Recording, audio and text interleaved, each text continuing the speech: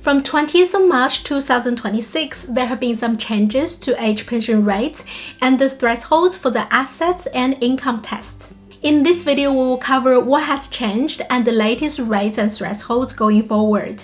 Let's first touch on the eligibility for the age pension, which comes down to 3 key factors: age requirements, residency requirements, and means testing. The minimum age to qualify for the age pension is 67. To get age pension, you generally need to have been an Australian resident for at least 10 years in total. For at least 5 of these years, there must be no break in your residence. These 2 requirements are simple yes or no conditions. Once you meet them, the means testing determines how much age pension you can receive, whether that's no pension, a part pension, or the full pension. Centrelink applies the assets test and the income test separately, each producing an outcome. The test that results in the lower pension amount will determine your payment. Here's the good news. From 20th of March 2026, the full age pension rate will receive a moderate boost. To be exact, $22.20 per fortnight, or $577.20 per annum for single age pensioners, and $16.70 per person per fortnight, or $434.20 per person per annum for couple age pensioners. These are due to indexation changes that only apply twice a year, on 20th of March and 20th of September. So from 20th of March 2026 to 19th of September 2026, for single, the full pension amount is $1,200.90 per fortnight, and for couple, it is $905.20 per fortnight per person. These figures include the basic rate, pension supplement, and energy supplement. They translate to an annual income of $31,223.40 for a single, and $23,535.20 for each member of the couple. If you are eligible for even $1 of age pension, you will automatically get a pensioner concession card, which gives you access to a range of valuable discounts and benefits. On top of that, there is rent assistance received by eligible pensioners who rent privately. The amount you receive depends on how much rent is paid and your relationship status. There is a minimum amount of rent you need to pay to get rent assistance. For every $1 of rent you pay above this amount, you will get 75 cents. You can't get more than the maximum amount. Just like the age pension, the maximum rent assistance rates, rent thresholds, and rent ceilings are only indexed twice a year, on 20th of March and 20th of September. For 20th of March 2026, all 3 will see a slight increase. The black numbers are the new amounts after the increase, and the green numbers show how much they have gone up since the previous rates. When it comes to the financial thresholds for the assets test, the lower thresholds are only indexed once a year on 1st of July, so they do not change on 20th of March 2026 and will remain in place until 30th of June 2026.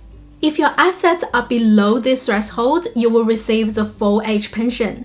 For singles, for every $1,000 over the threshold, your pension reduces by $3 per fortnight. For couples, for every $1,000 over this threshold, the pension of each member of the couple reduces by $1.50 per fortnight.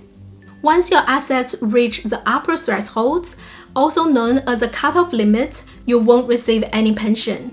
With the increase in full age pension rates, the upper thresholds will also go up by $7,500 for singles and $11,000 for couples from 20th of March 2026, and will remain unchanged until 30th of June 2026. It's important to know that if you are a homeowner, your principal residence is not included in the assessable assets.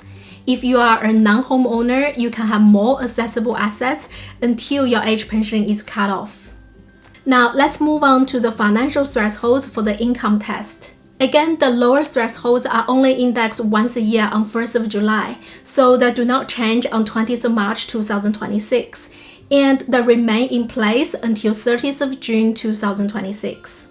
If you are single, for every dollar you earn over this amount, your pension goes down by 50 cents. Once you earn $2,619.80 per fortnight, your age pension stops. If you are a member of a couple, for every dollar you earn over that amount, the pension of each member of the couple goes down by 25 cents. Once your combined income reaches $4,000.80 per fortnight, your pension stops.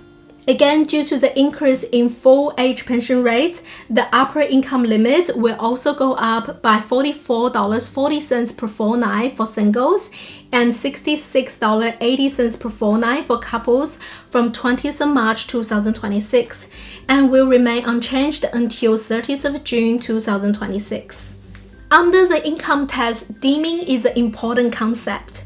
Essentially, it means your financial assets, including bank accounts, shares, or superannuation, are deemed to earn a set percentage of income, regardless of their actual returns or the payments you receive from them. These percentages are determined by the deeming rate. From 20th of March 2026, both the lower and the upper deeming rates will rise by 0.5%. Going forward, financial assets are deemed to earn 1.25% on the first $64,200 for singles or $106,200 for couples combined, 3.25% on any amount above these thresholds. Deeming rate thresholds, however, are only updated once a year on 1st of July, so they won't change this much. An increase in the deeming rate means Centrelink will assume you are earning more income from your financial assets. That can result in a lower age pension payment for many income-tested retirees. Another important thing to note under the income test is work bonus. Some age pensioners might still work and earn income from gainful employment or self-employment. The work bonus allows you to earn up to $300 per fortnight from employment without it affecting your age pension. During periods of low or no employment, the unused portion of the $300 fortnightly exemption accumulates in your work bonus balance, up to a maximum of $11,800, creating a buffer for future earnings. Additionally, depends on when you submit your claim, you might get a one-off boost to your work bonus balance of $4,000. This credit, combined with the standard $300 fortnightly exemption, allow pensioners to earn up to $11,800 before their pension payments are affected.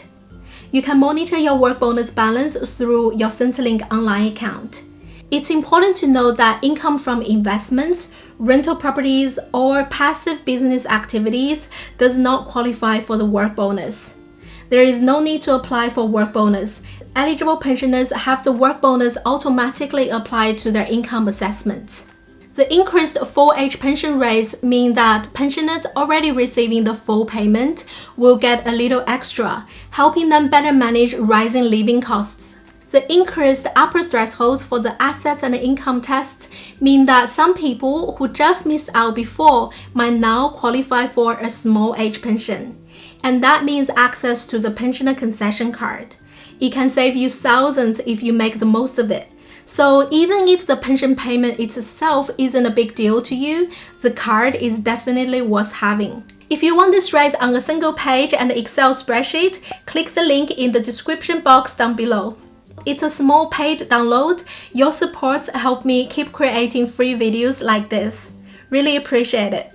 Now you know the rules, it's time to learn the tricks. Watch my video on 18 ways to maximize your age pension and make sure you're not leaving any money on the table. Thanks for watching. I'll see you in another one.